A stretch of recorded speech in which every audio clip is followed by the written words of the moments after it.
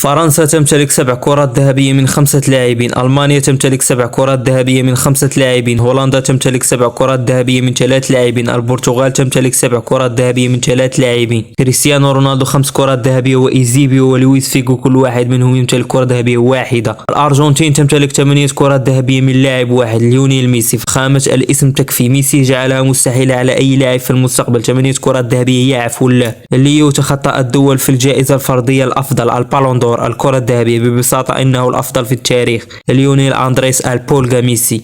انتهى الكلام. لا تقارن ميسي. ليو هو كرة القدم، هو ملكها الأول. ميسي احتكر هذه الرياضة حرفيا، فاز بكل شيء أكثر من مرة، وختمها بأفضل نهاية وأغلى لقب، اللقب الذي أبكى ميسي واستعصى عليه، لكنه في النهاية رضخ. كأس العالم، رضخ للأفضل، أعظم نهاية للاعب مستحيل مستحيل مستحيل أن يصل إليه أحد.